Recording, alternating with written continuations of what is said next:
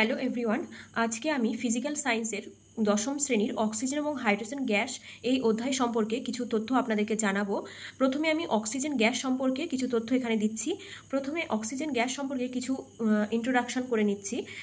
বিজ্ঞানী শিলে, প্রিস্টলে এবং ল্যাভোইশিয়ার বায়ুতে প্রথম হচ্ছে অক্সিজেনের সন্ধান পান এবং বিজ্ঞানী ল্যাভোইশিয়ার গ্যাসের কার্যকারিতা সম্বন্ধে প্রথম আলোকপাত করেন। অক্সিজেনের জন্যই বাতাসে আগুন জ্বলতে পারে এবং লোহায় মরিচা পড়ে।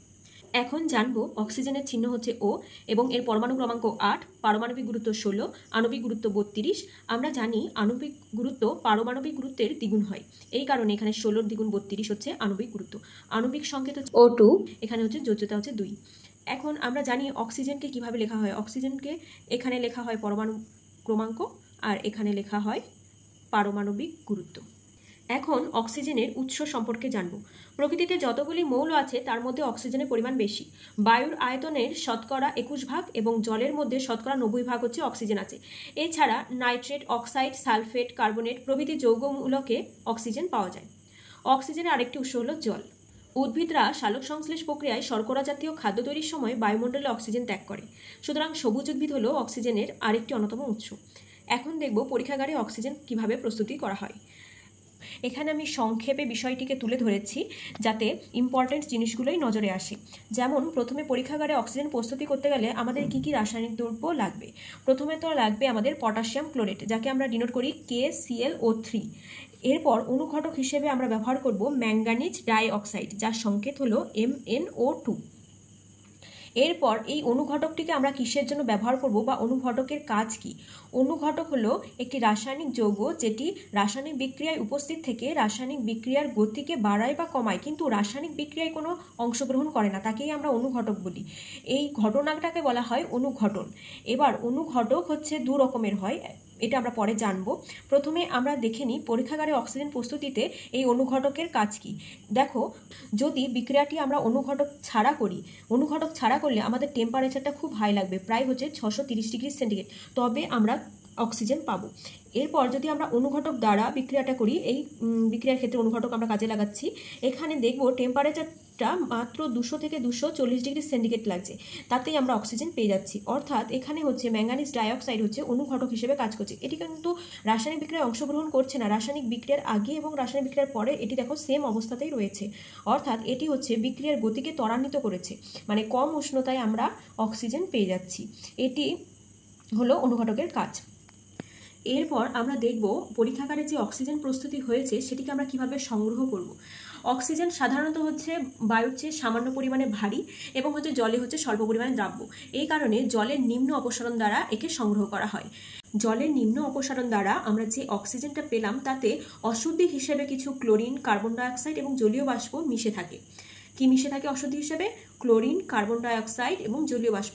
এখন এই অশুদ্ধিগুলিকে দূর করার জন্য আমরা এটিকে গাঢ় KOH, যেটি হলো কস্টিক পটাশ, এই গাঢ় কস্টিক পটাশের মধ্য দিয়ে এই অক্সিজেন গ্যাসটিকে পাঠালে পরে দেখা যাবে ক্লোরিন এবং কার্বন ডাইঅক্সাইড গ্যাস শোষিত হয়ে যাচ্ছে এবং অক্সিজেনের সাথে শুধুমাত্র জলীয় বাষ্প থাকছে। তখন এই অক্সিজেন এবং জলীয় বাষ্পটিকে একে গাঢ় সালফিউরিক অ্যাসিড বা P2O5 ফসফরাস পেন্টক্সাইডের মধ্য দিয়ে পাঠালে দেখতে পাবো যে জলীয় বাষ্পটা শোষিত হয়ে যাচ্ছে। জলীয় বাষ্প শোষিত হওয়ার পর যে অক্সিজেন পড়ে থাকছে একে হচ্ছে সবশেষে পারদের উপর দিয়ে পাঠানোর পর আমরা বিশুদ্ধ এবং শুষ্ক অক্সিজেন পাবো। এইভাবে আমরা পরীক্ষাগারে যে অক্সিজেন পাবো সেটাকে বিশুদ্ধ রূপে পেতে পারি বা সংগ্রহ করতে পারি। এরপর অনুঘটক কাকে বলে তোমাদেরকে বললাম, যেসব রাসায়নিক পদার্থ কোনো রাসায়নিক বিক্রিয়ায় নিজেদের উপস্থিতির মাধ্যমে বিক্রিয়ার বেগ বাড়ায় বা কমায়, কিন্তু বিক্রিয়ায় তাদের নিজেদের মধ্যে কোনো রাসায়নিক পরিবর্তন হয় না, তাদেরকে অনুঘটক বলে এবং এই ঘটনাটিকে অনুঘটন বলা হয়। অনুঘটক হচ্ছে দুই প্রকারের হয়, একটা হচ্ছে ধনাত্মক অনুঘটক এবং হচ্ছে ঋণাত্মক অনুঘটক। ধনাত্মক অনুঘটক হচ্ছে যে সমস্ত রাসায়নিক বিক্রিয়ার বেগ বাড়ায় তাদেরকে ধনাত্মক অনুঘটক বলা হয়। যেমন এখানে আমি এক্সাম্পল দিয়েছি, দেখো MnO2 manganese dioxide, Fe2O3 ferric oxide এবং হচ্ছে অ্যালুমিনিয়াম অক্সাইড Al2O3। আর ঋণাত্মক অনুঘটক হচ্ছে যে সমস্ত অনুঘটক রাসায়নিক বিক্রিয়ার বেগ কমায় তাদেরকে ঋণাত্মক অনুঘটক বলা হয়। ঋণাত্মক অনুঘটকের মধ্যে এখানে উদাহরণ দিয়েছি আমি সালফিউরিক অ্যাসিড এবং ফসফরিক অ্যাসিড, H3PO4 কে বলা হয় ফসফরিক অ্যাসিড।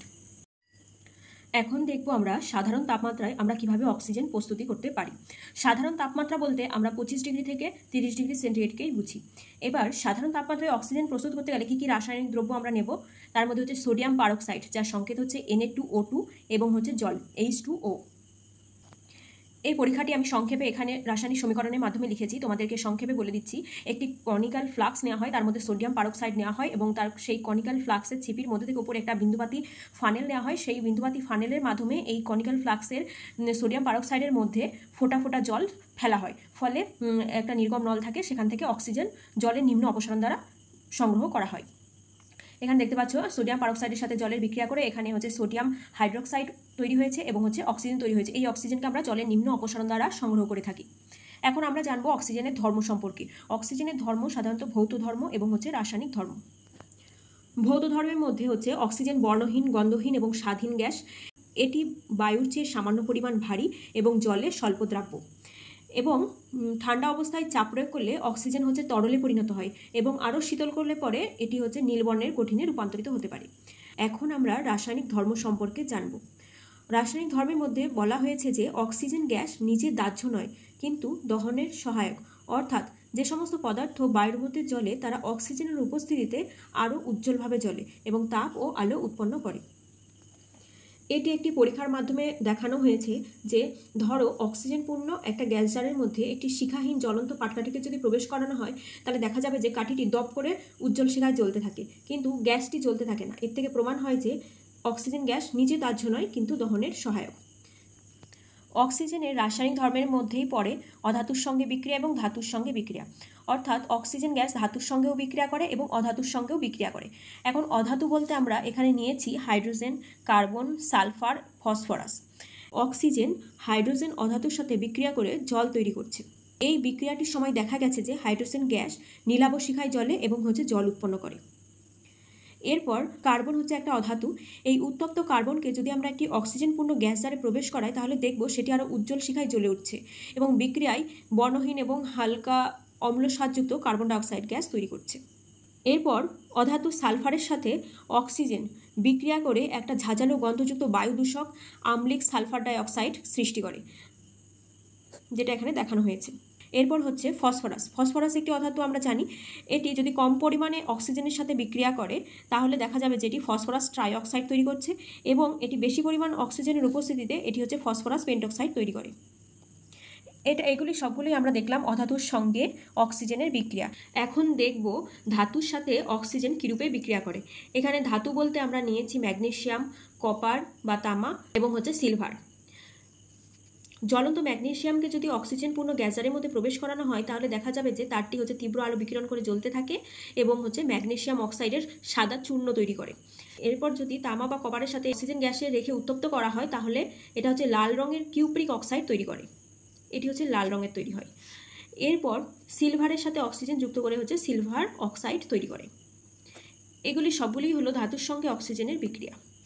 এরপর আরেকটা ইম্পর্টেন্ট জিনিস তোমাদের জানা দরকার, যেমন হচ্ছে অক্সিজেন, প্লাটিনাম, সোনা ইত্যাদি বড় ধাতু বা নোবেল মেটাল এবং হিলিয়াম, আর্গন ইত্যাদি আরও 5টি যে নিষ্ক্রিয় গ্যাস রয়েছে এবং হচ্ছে ফ্লোরিন, ক্লোরিন, ব্রোমিন, আয়োডিন, এই 4টি হ্যালোজেন মৌলের সঙ্গে অক্সিজেন হচ্ছে সরাসরি বিক্রিয়া করে না। এখন আমরা দেখব অক্সিজেন গ্যাসের শোষক কারা, অর্থাৎ অক্সিজেন গ্যাসকে কারা শোষণ করে। ক্ষারীয় পটাশিয়াম পাইরোগ্যালের দ্রবণে অক্সিজেন শোষিত হয় এবং দ্রবণের বর্ণ বাদামি হয়। অর্থাৎ এটা আমরা একটা শনাক্তকরণের পরীক্ষা হিসাবেও রাখতে পারি যে কোনো দ্রবণে কোথাও অক্সিজেন বা কোথাও অক্সিজেন আছে কিনা সেটা কি করে বুঝবো। এবার সেটাকে যদি দেখি সেটি ক্ষারীয় পটাশিয়াম পাইরোগ্যালের দ্রবণে বাদামি বর্ণ ধারণ করছে, তার মানে সেখানে অক্সিজেন আছে। এইভাবে আমরা অক্সিজেন শনাক্তকরণও করতে পারি। এছাড়া অ্যামোনিয়াযুক্ত কিউপ্রাস ক্লোরাইড দ্রবণ অক্সিজেন শোষণ করে গাঢ় নীল বর্ণ ধারণ করে। এরপর হচ্ছে অ্যামোনিয়াযুক্ত ক্রোমাস ক্লোরাইড, এটাও হচ্ছে অক্সিজেন গ্যাস শোষণ করে। এরপর দেখব অক্সিজেনের রূপভেদ। অক্সিজেনের বহুরূপতা আছে। 3টি অক্সিজেন পরমাণু যুক্ত হয়ে একটি ওজোন গ্যাসের অণু গঠন করে, অর্থাৎ ওজোন হচ্ছে অক্সিজেনের একটি রূপভেদ। এখন দেখব অক্সিজেনের ব্যবহার সম্পর্কে। ধাতু গলানো বা ধাতুর পাত জোড়া লাগানোর জন্য অক্সি হাইড্রোজেন শিখা বা অক্সি অ্যাসিটিলিন শিখা প্রস্তুত করতে অক্সিজেন গ্যাস ব্যবহৃত হয়। এছাড়া প্রাণীদের শ্বাসকার্যের জন্য অক্সিজেনের প্রয়োজন হয়। জলের নিচে ডুবুরিরা, তারপর পর্বতরোহীরা অক্সিজেন পূর্ণ সিলিন্ডার ব্যবহার করে থাকে। তারপর রোগীদের কৃত্রিম শ্বাসকার্যের জন্য অক্সিজেন ব্যবহার করা হয়ে থাকে। তারপর নাইট্রিক অ্যাসিড এবং সালফিউরিক অ্যাসিডের পণ্য উৎপাদনে প্রচুর পরিমাণে অক্সিজেন ব্যবহৃত হয়। এরপর একটা ইম্পর্টেন্ট টপিক হচ্ছে লোহায় মরচে পড়া। এখন আমরা লোহায় মরচে পড়া তো দেখেছি, এখন মরচে পড়ার কিছু শর্ত থাকে এবং মরচে নিবারণেরও কিছু উপায় থাকে। এখন এই মরচে কেন পড়ে সেটা সম্পর্কেই তোমাদেরকে বলবো। সাধারণত বিশুদ্ধ লোহাতে কখনো মরচে পড়ে না। এখন অবিশুদ্ধ লোহা বা লোহার তৈরি কোনো জিনিসকে যদি আমরা আর্দ্র বাতাসে রেখে দিই, তাহলে কিছুদিন পর আমরা দেখতে পাবো যে ওই লোহার ওপরে লালচে বাদামি রঙের আস্তরণ পড়ছে। এই যে লালচে বাদামি রঙের আস্তরণ, এটাকে বলা হয় মরচে। এটা হচ্ছে একটা ধীরগতি প্রক্রিয়া, অর্থাৎ এটি অনেক দিন ধরে হতে থাকে, হঠাৎ করে একদিনে হয় না। এখন বিশুদ্ধ লোহার ওপর কিন্তু মরচে পড়ে না, এটা মনে রাখবে। এবং হচ্ছে সবথেকে ইম্পর্টেন্ট হলো এই যে মরচে, এটি হচ্ছে জলযুক্ত ফেরিক অক্সাইড। এর সংকেতটা হচ্ছে খুবই ইম্পর্টেন্ট, এটা পরীক্ষাতে অনেক সময় আসে। আর এখানে হচ্ছে এই সংখ্যাগুলো পাল্টে দেয়, এখানে 3 এর বদলে হয়তো 5 দিয়ে দেয়, বা এখানে 2 এর বদলে হয়তো 3 দিয়ে দেয়, খুবই কনফিউজড করে দেয়। এটা ভালোভাবে মনে রাখবে, 2Fe2O3 কমা দিয়ে 3H2O, অর্থাৎ হচ্ছে জলযুক্ত ফেরিক অক্সাইড। এখন দেখব মরচে পড়ার শর্ত। মরচে পড়ার শর্ত হলো যদি লোহা আর্দ্র বাতাসে থাকে তাহলেই মরচে পড়বে, এবং যদি সেটি অবিশুদ্ধ লোহা হয় তবেই। এবং বাতাসের মধ্যে অক্সিজেন এবং জলীয়বাষ্পের সঙ্গে লোহা হচ্ছে ধীরে ধীরে বিক্রিয়া করে এবং রাসায়নিক বিক্রিয়া করে। এই বিক্রিয়ার সময় কোনো আলো উৎপন্ন না হলেও অল্প পরিমাণে তাপ উৎপন্ন হয়, তাই একে মৃদু দহনও বলা হয়। এবং জলীয় বাষ্প এবং যদি অক্সিজেন না থাকে, এই দুটোর মধ্যেও যদি কোনোটি একটি না থাকে, তাহলে লোহায় কিন্তু মরচে পড়বে না। এখন মরচে নিবারণের উপায় কি? মরচে তো পড়ে গেল, এখন আমরা কিভাবে মরচে নিবারণ করব সে সম্পর্কেই জানব। এখন যদি আমরা লোহার উপরে তেল বা আলকাতরার প্রলেপ দিই, অর্থাৎ জলীয় বাষ্প ও অক্সিজেনের সংস্পর্শে যদি লোহা আসতে না পারে, তাহলে তার উপর মরচে পড়বে না। তারপর একটা খুব ইম্পর্টেন্ট হচ্ছে গ্যালভানাইজেশন বা দস্তালিপ্ত। এক্ষেত্রে লোহার উপর যদি জিঙ্কের প্রলেপ দেওয়া হয় তাহলে মরচে পড়া বন্ধ হয়, এবং লোহার উপর যে এই জিঙ্কের প্রলেপ দেওয়ার, এটাকেই বলা হয় গ্যালভানাইজেশন। আরেকটি হচ্ছে তড়িৎ লেপন পদ্ধতি। তড়িৎ বিশ্লেষণ পদ্ধতির মাধ্যমে লোহার উপর নিকেল, ক্রোমিয়ামের প্রলেপ দিলে মরচের হাত থেকে রক্ষা পাওয়া যায়। এই রূপে প্রলেপ দেওয়াকে তড়িৎ লেপন বলা হয়।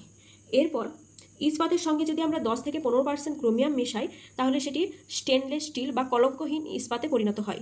এক্ষেত্রে ইস্পাতে কোনো মরচে পড়বে না। আরেকটা মরচে নিবারণের উপায় হলো লোহাকে যদি আমরা গাঢ় নাইট্রিক অ্যাসিডে ডুবিয়ে তুলে নিই, তাহলে দেখা যাবে তার উপর আয়রন অক্সাইডের আস্তরণ পড়ে এবং তার উপর মরচে ধরে না। এই ধরনের লোহাকে বলা হয় নিষ্ক্রিয় লোহা।